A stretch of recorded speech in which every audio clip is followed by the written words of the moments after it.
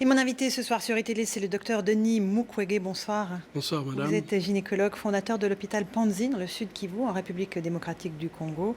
Vous êtes aussi le personnage central de ce documentaire qui est en salle en ce moment dans les cinémas. L'homme qui répare les femmes, cela fait 20 ans, plus de 20 ans même, que vous vous battez pour que les femmes congolaises ne soient plus victimes de viols qui sont des crimes de guerre. La région des Grands Lacs, la République démocratique du Congo est en proie à des guerres civiles incessantes depuis toutes ces années. Vous dénoncez effectivement ces viols qui sont une arme de guerre dans les mains des milices. On va regarder un extrait de la bande-annonce du documentaire et on en parle avec vous. Legendary Dr. Denis Mukwege is a two-time Nobel Peace Prize nominee and one of the bravest people I have ever known. Any of us can ever appreciate fully what he has meant, not only to the women. Chaque femme est violée. Je l'identifie à ma femme. Chaque mère violée, je l'identifie à ma mère. Et chaque enfant violé, je l'identifie à mes enfants. Comment pouvons-nous nous taire? Docteur Mukwege, pourquoi les femmes congolaises, et pas seulement les femmes aujourd'hui, pourquoi les enfants, les nourrissons même, sont aujourd'hui victimes de viols en RDC? En fait, le viol a été utilisé en RDC comme une arme de guerre. Et donc, ceux qui utilisent cette arme, ils essayent de faire le plus de mal. Et donc, ça se fait systématiquement, aussi bien aux bébés qu'aux femmes âgées.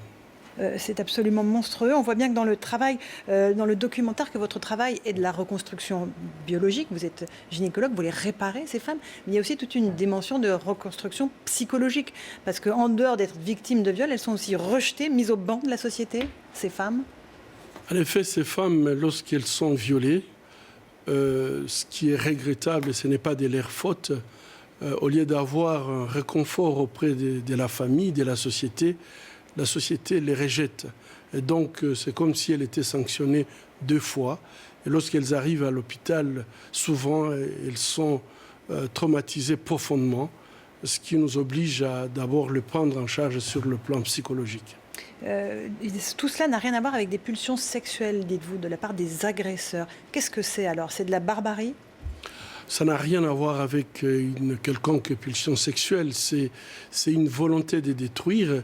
Et lorsqu'on voit comment, en fait, ces barbares posent ces actes, non seulement ils violent, mais c'est un viol avec extrême violence, consistant à détruire l'appareil génital par des objets contondants ou en introduisant des produits toxiques dans l'appareil génital de la femme ou tirer à balles réelles. Et donc ça n'a rien à voir avec une pulsion sexuelle. Certaines de ces femmes que vous sauvez, que vous reconstruisez dans cet hôpital de Panzi disent « j'ai réappris à m'aimer ».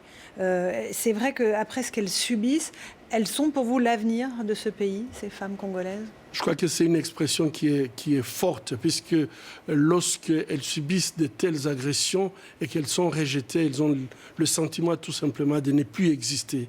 Mais à l'hôpital de Panzi, avec toute l'équipe de Panzi, nous travaillons avec des assistantes sociales, des psychologues, des chirurgiens. Notre but, c'est pouvoir leur donner la dignité, leur restaurer la dignité perdue.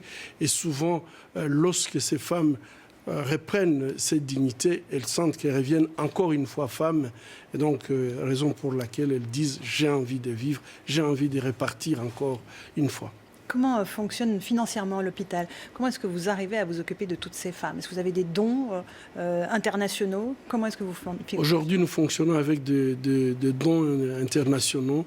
Spécialement, nous avons le fonds qui est donné par l'Union européenne, ECHO, qui soutient la prise en charge médicale et psychologique, mais également nous avons d'autres associations qui nous soutiennent pour des prises en charge spécifiques. Vous racontez dans ce documentaire que vous avez longtemps opéré ces femmes mutilées, et puis un jour vous avez vu arriver une petite fille de 8 ans, elle-même issue d'un viol, et violée. Vous vous êtes dit, c'est pas possible, je ne vais pas pouvoir soigner la 3e génération de femmes violées. Et là, il faut que je sorte de mon bloc, il faut que j'aille dans le monde entier porter cette parole-là. C'est ça le déclic? Ça a été le déclic. Parce que je crois que lorsque vous êtes en train de soigner une victime, enfant, bébé, complètement innocente, Et là, spécialement, j'avais soigné la mère quelques années auparavant. J'avais compris que nous étions dans un cercle vicieux qui n'allait pas prendre fin. Il fallait sortir du bloc opératoire pour dire au monde ce qui se passe. Et je crois que c'est ce que nous essayons de faire, mobiliser la communauté internationale par rapport à l'usage du viol comme arme de guerre. On voit très bien aujourd'hui que c'est une arme qui est utilisée dans beaucoup de zones de conflit. Et particulièrement dans cette région. Vous avez reçu le prix Sakharov, vous avez été nommé 2 fois pour le prix Nobel de la paix, on vous a vu à la tribune de l'ONU, on vous applaudit partout, mais est-ce que concrètement il y a des choses qui bougent en RDC? Est-ce que le gouvernement, par exemple, de M. Kabila a pris des mesures concrètes pour punir les responsables de ces viols?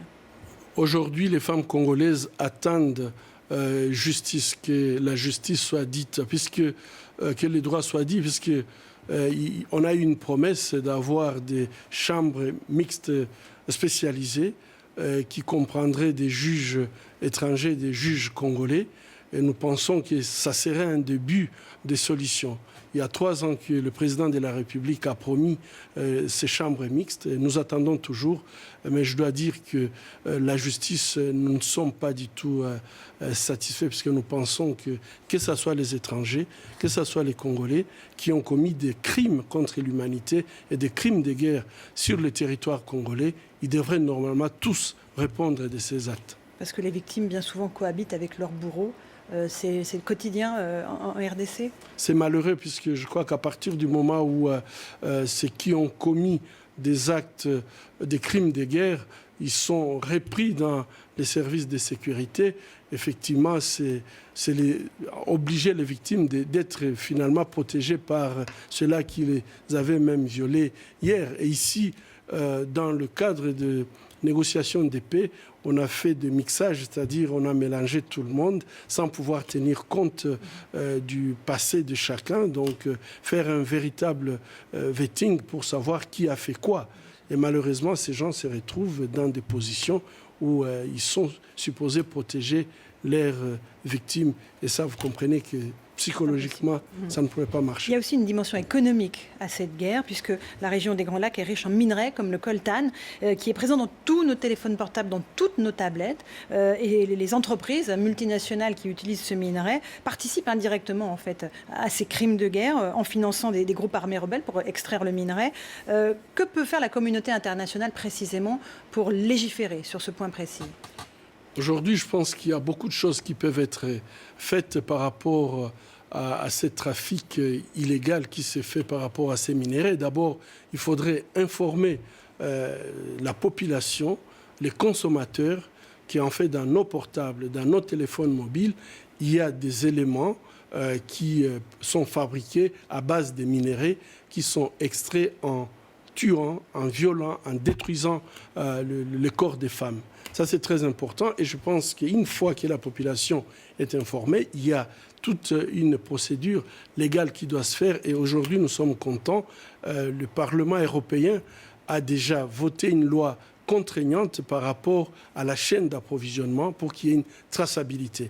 Maintenant, l'appel que nous faisons, c'est au gouvernement, donc au niveau du Conseil, lors de la négociation, donc la trilogie entre la Commission, le Parlement européen et le Conseil, que en fait, cette loi contraignante puisse être adoptée. Et si cette loi est adoptée, c'est-à-dire que chaque client, chaque consommateur peut poser la question précise par rapport aux éléments qui constituent son téléphone mobile ou son laptop. Et je pense que c'est ça la transparence, c'est ça respecter aussi les consommateurs.